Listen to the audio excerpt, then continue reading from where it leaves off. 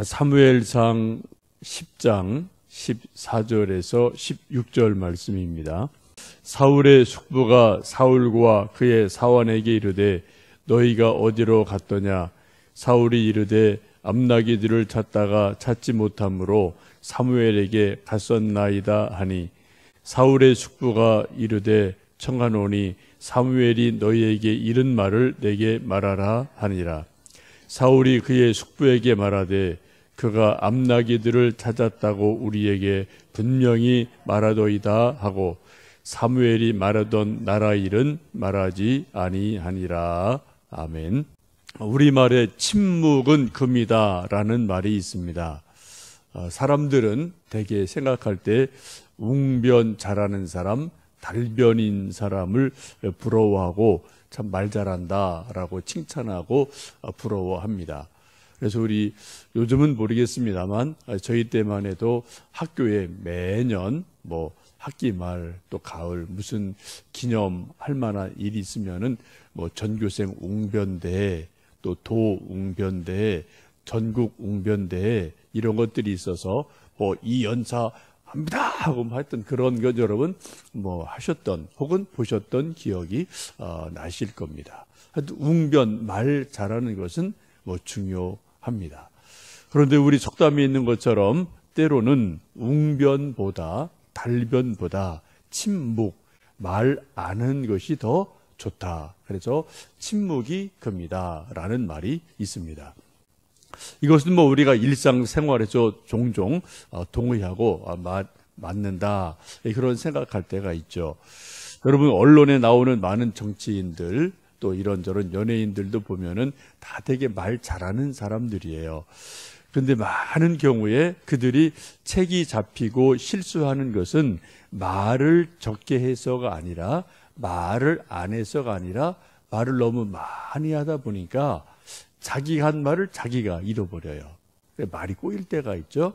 그래서 나중에 다른 사람이 기자들이 다 이렇게 말한 걸 쭉 체크해 보니까 이때는 이 말하고 저 때는 저 말하고 이게 틀리니까 또 이래 해서 좀 여러 가지 실수하는 일들이 종종 언론에 나오기도 합니다. 우리가 말을 할 때는 해야 되지만 또 말을 하지 않을 때는 하지 않는 것도 지혜인 줄 압니다. 오늘 말씀은 사울이 암나기를 찾으려고 여러 동네를 다니다가 결국 사무엘을 만나고 저녁을 먹고 또 상석의 초대를 받고 식사 후에 사무엘과 1대1로 차를 마시며 담화를 나누고 또 그 이튿날 아침에 사무엘이 사울에게 기름을 머리에 부어주고 앞으로 내가 이스라엘의 왕이 될 거다라는 놀라운 일을 경험을 합니다. 또 그리고 사무엘과 헤어지고 나서 성령이 충만해서 예언하기도 해서 속담이 생겨서 사울도 선지자들 중에 있느냐라는 속담이 생길 정도로 요 하루 이틀 사이에 엄청난 일들을 이 사울이 경험을 합니다. 드디어 집에 돌아오게 되죠. 그랬더니 온 가족이 참으로 궁금해하고 또 이제 이것저것을 묻게 됩니다. 암나기 찾으러 갔다가 며칠간 소식이 없다가 돌아왔으니까 일단 반갑죠.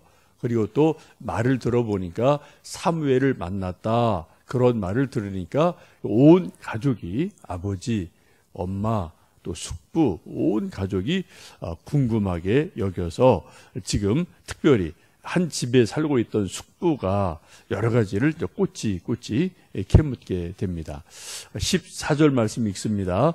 사울의 숙부가 사울과 그의 사환에게 이르되 너희가 어디로 갔더냐? 사울이 이르되 암나기들을 찾다가 찾지 못함으로 사무엘에게 갔었나이다 하니라고 말하죠. 그때 15절 보시면 사울의 숙부가 이르되 청하노니 사무엘이 너희에게 이른 말을 내게 말하라 하니라. 숙부가 궁금했어요. 사무엘은 그 당시에 최고의 예언자입니다. 선견자입니다.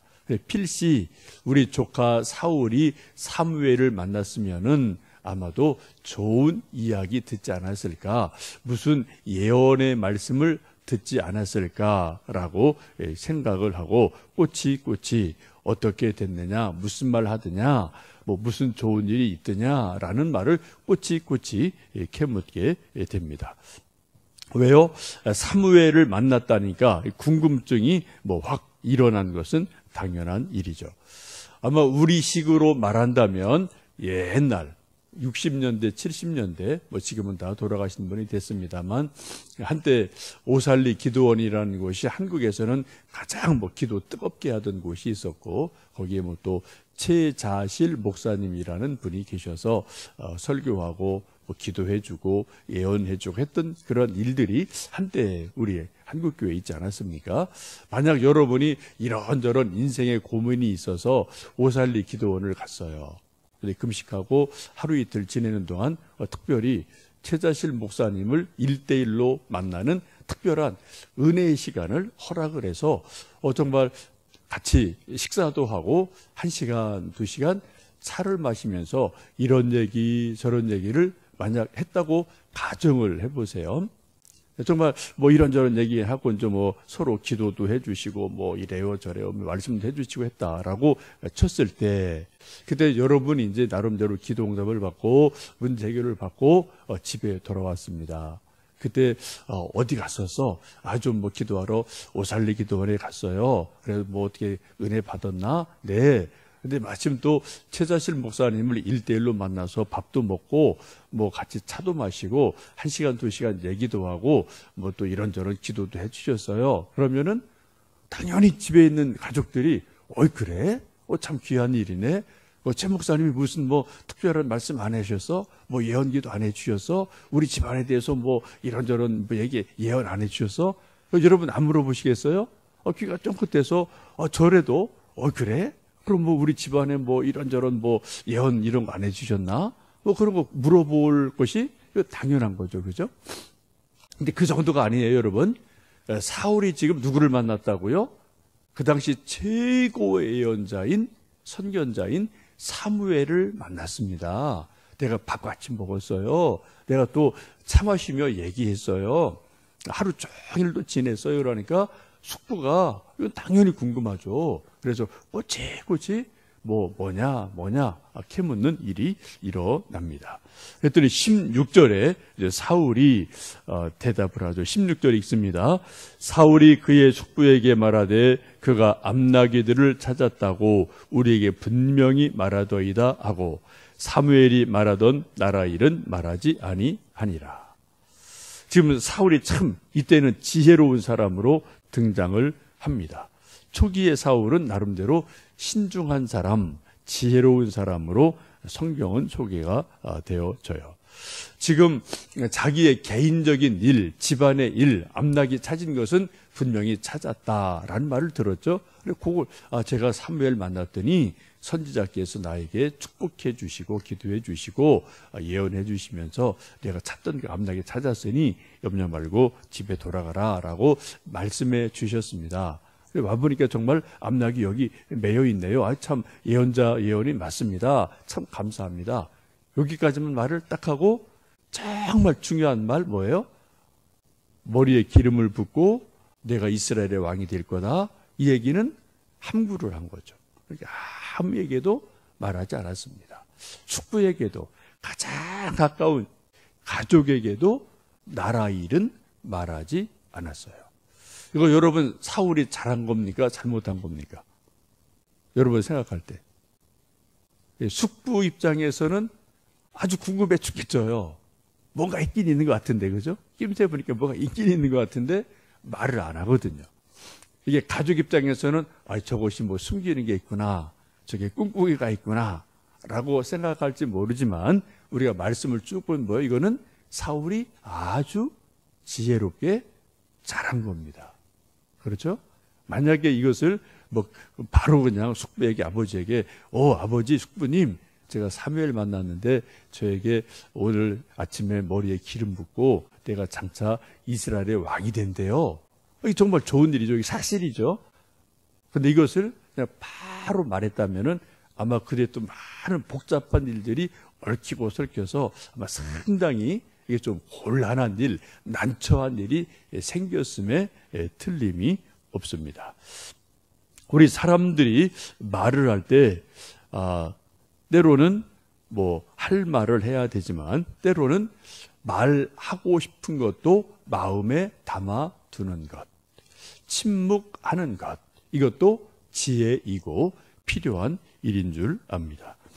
교회에서 가끔 간증을 하게 되는데요.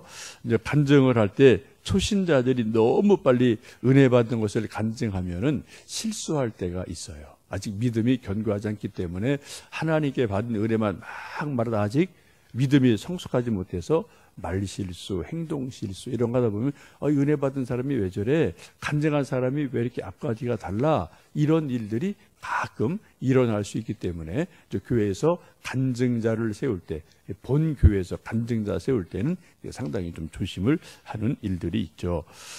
고린도후서 12장에 보시면 사도 바울이 자기가 3층 전에 천국에 갔다 왔다라는 자기 간증을 분명하게 합니다. 이제 이렇게 말합니다. 고린도후서 12장 보시면 무익 하나마 내가 부득불 자랑하노니 주의 환상과 계시를 말하리라. 내가 그리스도 안에 있는 한 사람을 아노니 그는 14년 전에 셋째 하늘에 이끌려 간 자라. 그가 몸 안에 있었는지 몸 밖에 있었는지 나는 모르거니와 하나님은 아시느니라. 지금 사도 바울이 몇 년이 지나서 자기가 천국 갔다 온 간증을 하죠. 얼마 지나서요? 무려 14년이 지난 후에 14년 후에 내가 한 사람을 아는데 그 사람이 셋째 하늘에 천국에 분명히 갔다 왔다. 사람의 말로 이룰 수 없는 너무너무 아름다운 천국이 분명히 있더라. 하나님의 영광을 정말 내 분명히 두 눈으로 똑똑히 보고 왔다라고 천국 간증을 사도 바울이 합니다. 여러분이 사도 바울이 천국 보고 온 거 분명한 사실이죠, 그죠? 천국이 분명히 있습니다. 분명히 있어요. 천국에 대한 말씀 예수님도 너무나 많이 하시고 우리가 예수님 믿고 마지막 기대하는 것도 뭡니까? 천국 소망이 우리의 가장 큰 소망이잖아요. 근데 사도 바울이 살아있는 동안 분명히 체험하고 천국을 봤단 말이죠. 근데 그걸 언제 간증했습니까? 그 다음날 기뻐서 내가 어제 천국 갔다 왔어 라고 말하지 않았다는 겁니다. 무려 14년이 지난 후에 부득불 지금 여러 가지 정황이 이제 바울에 대해서 이 말 저 말이 많고 또 바울의 말이 아직도 이렇게 잘 듣지 않는 사람들이 있으니까 내가 부득불 말하는데 내가 천국에 갔다 왔다라고 자기 간증을 하고 있습니다. 지금 사울도 지금 속에 하고 싶은 말은 가득해요. 얼마나 사울이 기쁘겠습니까? 자기가 왕 된다는데. 그런데 이런 기쁜 일마저도 하나님의 때 타이밍이 있기 때문에 가족에게도 말하지 않고 안으로 침묵하며 삭히며 또 하나님의 때를 기다리는 지혜를 보게 됩니다. 오늘도 우리가 사람들 만나서 이 말 저 말 합니다. 지혜로운 말을 하고요.